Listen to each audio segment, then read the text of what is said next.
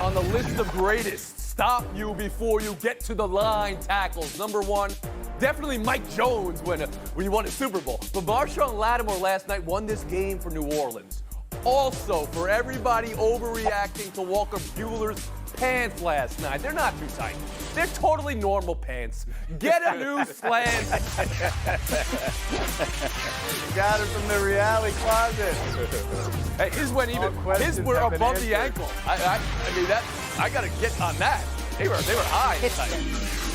A game that came back from down 17 without Michael Thomas, who missed the game for punching a teammate, and Drew Brees had the "is he done" first half peanut gallery. It finished with very glass half full sound from Brees. Let's take a listen.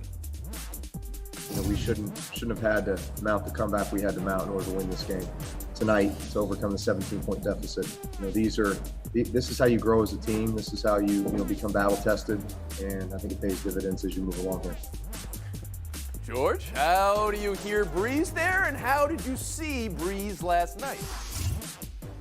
Tony, I think that Drew's onto something. Look, this is a big win for the Saints. Drew was 1-48 in his career when trailing by 17 points or more. So that is a big way to come back. And look, they are adapting to the new style of Drew Brees. He is not the quarterback he once was. I don't love the bringing in Taysom Hill all the time and throwing things up and changing things up. But it is something they have to adapt to because that's how they feel they are best suited to win. You know, I went to the algorithm filter for you when you came up with that great stat, but 1-48, that's just kind of counting. There's no algorithm involved there. I'll give him mute. Israel Gutierrez, what did you hear from Brees after the game, and what did you see from him in the game? Well, apparently battle-tested and coming apart at the seams are like right next to each other because they're like a field goal, a missed field goal, and a mixed extra point from coming apart at the seams and losing to the Chargers here. But what I will say is they can take a lot from this game just in terms of the direction that they're going. You look at Drew Brees going 7 of 9 on passes, 10-plus yards. That's kind of a big deal. And that big throw to Jared Cook there where he was wide open down the field. Another thing where it makes you say, hey, maybe the offense is opening up. Maybe Drew is being just a little bit better and more accurate looking down the field. You look at the running game there, and also just Taysom Hill getting a touchdown. Emmanuel Sanders. It took a while, but Emmanuel Sanders finally started rolling, getting a good sort of communication with Drew Brees. And you look at all that saying they get Michael Thomas back after a bye week. Yes, they should have been able to work out all the kinks. That is glass half full from Gutierrez. Kevin Blackistone, what you saw from the Saints last night? Well, I'll talk about the part of the glass that is not full, and that has to do with defense. I mean, one of the reasons for that 1-48 mark is because this was a team that was one of the greatest shows on turf for a while. They were always putting up massive points, and they were forcing other teams to chase them on the scoreboard. Now they're having to do this. They were down 14-0 against Detroit earlier this season, had to come back and win. They got a defense that's 26th in the league right now in terms of giving up points. They've got to tighten that up if they expect to be the type of playoff team that we've seen them be in previous. And that's without even considering Brees. Can you talk to us about Brees real quick, Kevin? What you saw in the first half from him, that interception, and how he rebounded in the second half? Yeah, well, obviously they made some adjustments in the second half. He was a lot more comfortable. It seemed like he had a little bit more time back there to move around. He was finding guys. But the thing about Drew Brees is he's not going to be the same Drew Brees at 41 that he was at 31. And so you got to make some adjustments about that. It looked like he got sacked very easily last night when he got sacked. I mean, he doesn't seem to me to be moving as well. And now we'll bring in El Duncan. Yeah, I'm going to give you like a total non-answer and say that I'm not ready to hit the panic button yet and compare him to 2015 Peyton Manning like the internet seems to want to be doing right now, because Drew Brees isn't at the point where he's having to crow hop just to muster up enough energy for a slant yet. And because Michael Thomas has played 4 quarters this entire season, like that's his favorite target. That's not insignificant, but for a team with Super Bowl aspirations, you should feel a little bit concerned about what you're seeing, because 2 of your 3 wins have come against teams that are finding new and incredible ways to snatch defeat from the jaws of victory in the Lions and the Chargers. And if what you were looking for this year was to be able to take another step from some abysmal playoff losses, I'm not really seeing that right now, because one thing that Peyton Manning did have the benefit of when his skills were clearly diminishing and declining, he had a historic defense to help him out, and Drew Brees does not have that. But nobody's saying it's time to go to Jameis Winston or it's time to go to Taysom Hill more. I mean, I know people we know know people of our ilk, Mina Kimes, are whispering about Jameis Winston. All right, fine. You know, the difference between 3-2 and 1-4, in this case, not very much. Chargers side of the ball. One day they're going to win these games. It's going to be great. One day they're going to make these kicks. It's going to be great. But that aside, Justin Herbert, the first-round pick, 4 touchdown passes. How many, Tom Brady? 4. What are we seeing with Justin Herbert, Kevin Blackstone? You see a guy that's living up to expectations that maybe a lot of people didn't have for him. We weren't expected to see him this early in his career. You're seeing him, and you're seeing him playing great. By the way, he's also doing this without some of his weapons. He's missing 2 guys on the offensive line. He's missing a running back, and he's still putting up numbers and putting up a clean sheet. 4 touchdowns, no interceptions. That's the most important part, and you just hope that they don't waste his talent by not having game plans that can pull them out of these close games at the end of the fourth. Oh, the game plan is make the field goal. That's the game plan. Don't miss the extra point. I mean, well, there's not much of a plan there. How about you, L. Duncan? What did you see from Justin Herbert? Yeah, super solid. He looks like he's got the goods. He looks like he's got the chops. In fact, he's been placed under a lot of pressure. And I think what we look for most when it comes to rookie quarterbacks is their decision-making. And his decision-making thus far, despite the fact there was a couple of throws last night that were YOLO throws, where you were like, what is happening? That's triple coverage. Oh, my God, if the Saints secondary was any better, that would have been a pick. But I think he's second in the league right now in passing touchdowns when under pressure. He's tied with Patrick Mahomes and Russell Wilson. I'd say that's pretty good for a guy who has 4 stars. Good piece of information there from Duncan. George Sedano, what are you seeing from Herbert?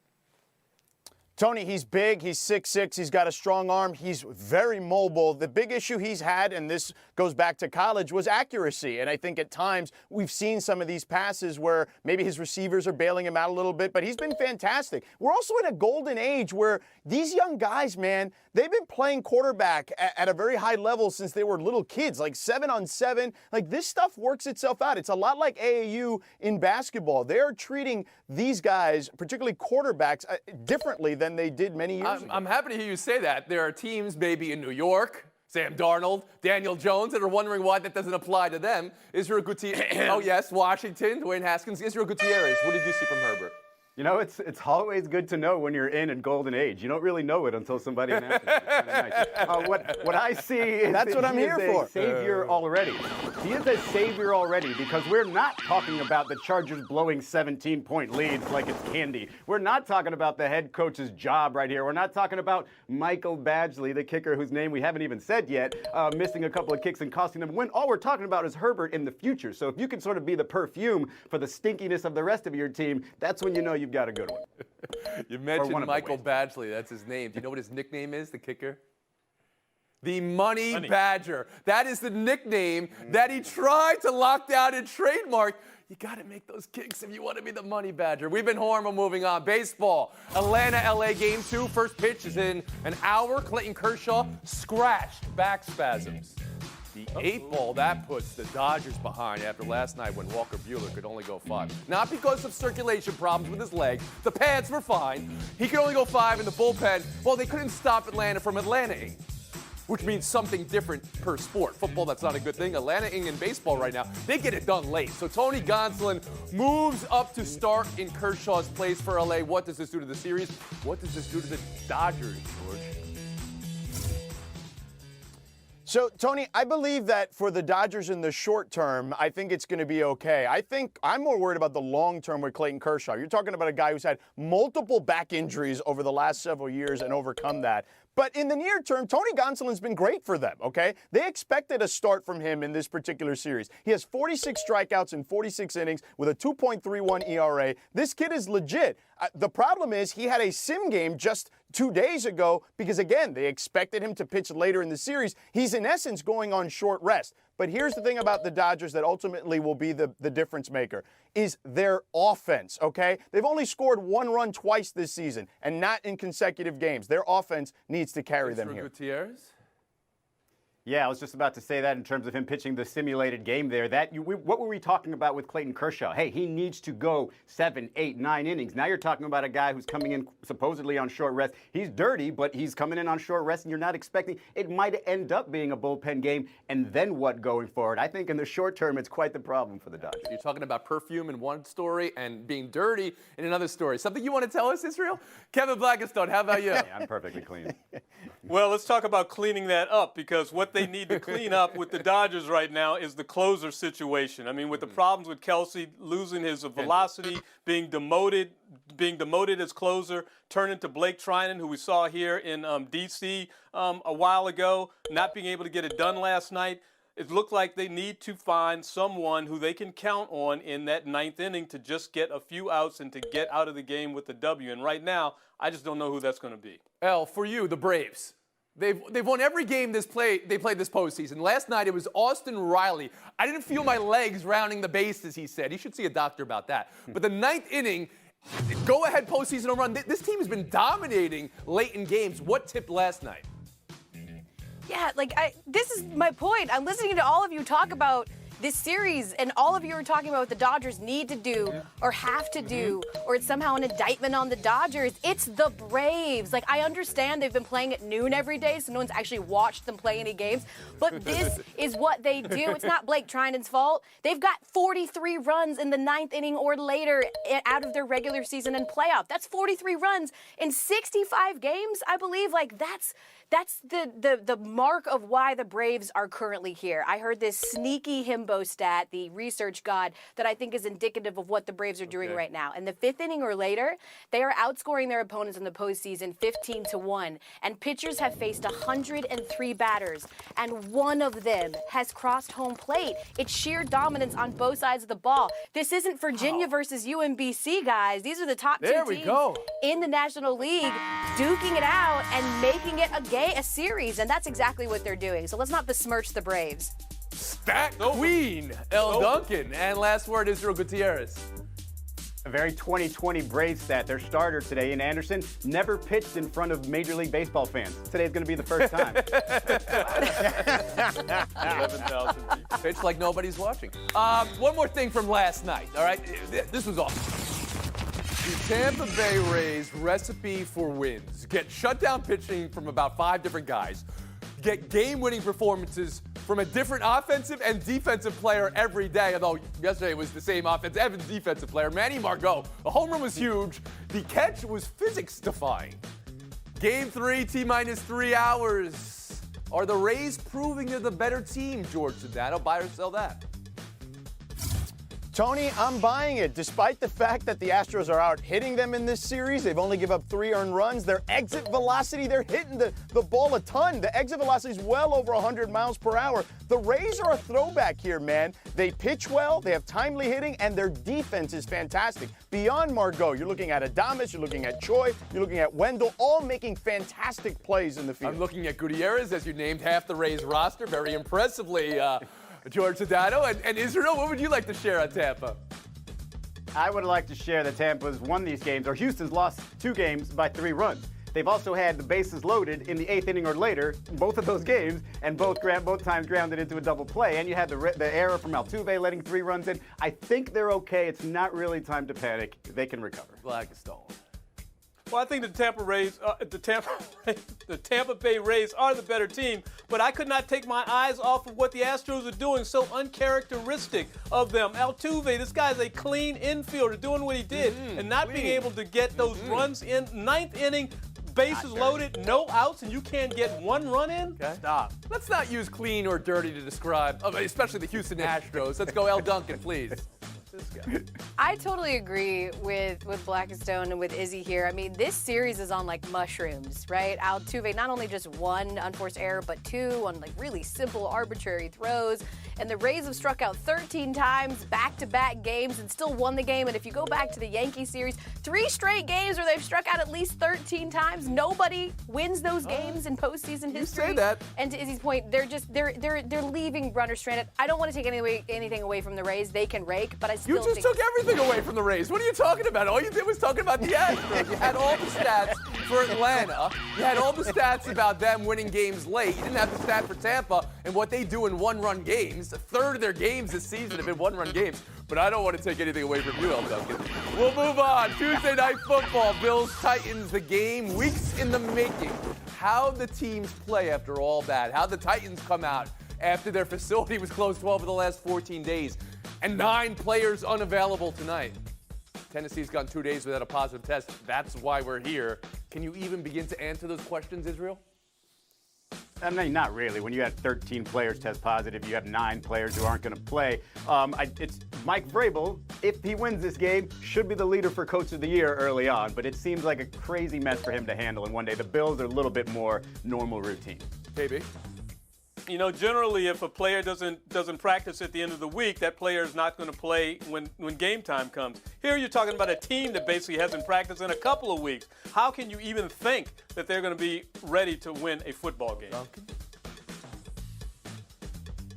This is not see the ball, be the ball. This is not basketball where you can take 2 weeks off. Like with as many injuries as we've had in the NFL because they didn't have a preseason, to assume that these guys after 2 weeks are going to be able to just walk and not only just play, but play one of the best teams and defenses in the NFL just seems insane. And honestly, I just hope that no one gets injured in the process. George Sedano.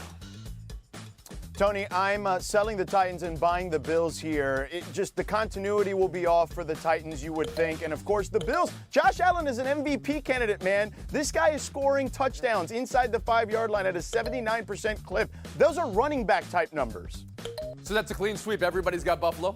Not just because they're a good team, but also because Tennessee's really up against it. We'll move on. Buy or sell 3, Matt Ryan's future with the Falcons. Arthur Blank says it's not up to him. It'll be up to the next coach. El, this is Atlanta. You can start us off. Buy or sell. Yeah, I'm totally and completely selling this because Arthur Blank already made the decision and he already hamstrung his next coach and GM because of that albatross contract that he gave Matt Ryan, who whether you let him go or not is going to count at least $45 or $40 million against the cap. So unless you think that you're going to be able to slum it down in the basement with the Jets and the Giants and try to make a play for Trevor Lawrence, you did this to them when you decided that Matt Schaub at 60 years old was your best option if Matt Ryan went down. George Sedano. Tony, I'm buying it. Matt Ryan has had a stretch this season of 27 consecutive drives without a touchdown passing the ball. You just can't do that when you're paying a guy $47 million or whatever they're paying him. Seeing Matt Schaub as the backup is a what year is this type of situation because I did not expect him to still be there. Look, every time Matt Ryan throws the ball 10, 15 yards down the field, it's like an adventure. I think his days are done. He's not very mobile. Can't really move on from him because of the money, but it's time to move on. Kevin Blackistone. But, you know, Arthur Blank's not going to come out and say, whoa, I made a mistake giving this guy all this money. I expect him to say what he said about Matt Ryan. That's been his guy. And he's absolutely right. There will be a new coach, as we well know, and that coach will make the decision on who the next quarterback is. Man, you guys have a hair trigger on calling quarterbacks done. I mean, Matt Ryan, I mean, he's not where Brady and Breeze are years-wise. You would have met. No, okay. And you're right, El. The interesting thing, unlike the Patriots who drafted a quarterback behind Brady for like 5 years of the last 10, Atlanta's never done that. We're going to say goodbye right now to, George Sedano. Good score, but not enough to advance. Kevin Blackistone, Gutierrez, and Duncan. Showdown in 2 minutes. Have the New York Jets put Le'Veon Bell on the trade block? Manish Mehta, Daily News reports Bell liked a post that called out how the Jets have been underutilizing him in the passing game this week. That caught the attention of Coach Adam Gase, who assessed it in his media availability. But there's a lot of water under this bridge. So, Israel, did Bell just get put on the trade block because of liking a tweet? And is there a trade market for Le'Veon Bell this time around? Well, I think there would be a trade market for him, and if you go back in Adam Gase's history, he doesn't really like players who speak up. It's definitely not who speak up against him. I definitely believe that played a part in it. Yeah, I don't think that it has to do with that. I think it has to do with the fact that Le'Veon Bell doesn't exactly contribute to that Jets offense, and Adam Gase doesn't like him. I would say at this point, put him on the NFL's version of eBay and see what you can get. 7th rounder? You mentioned the Jets offense. What proof do we have there is a Jets offense, El? That being said, I agree with you. Point, Duncan will move on. Showdown 2, the Indianapolis Colts say they are not worried about quarterback Phillip Rivers. After pick 6, intentional grounding safety, and pick on Sunday, El, should they be? Yeah, Frank Reich has had to walk back the fact that Phillip Rivers was interception heavy into the Chargers because they were always losing. He's had to walk back the idea that Phillip Rivers is his biggest issue. He'll walk this back too. Look, if you have that defense, what you want is a quarterback who doesn't turn it over. Doesn't have to be spectacular, just don't turn it over. Phillip Rivers doing the wrong thing. Are you saying you want a game manager as for Gutierrez? It sounds like you're saying you want a game manager. It's not going to get you the win. 30 seconds of FaceTime, Mel Duncan. Congrats.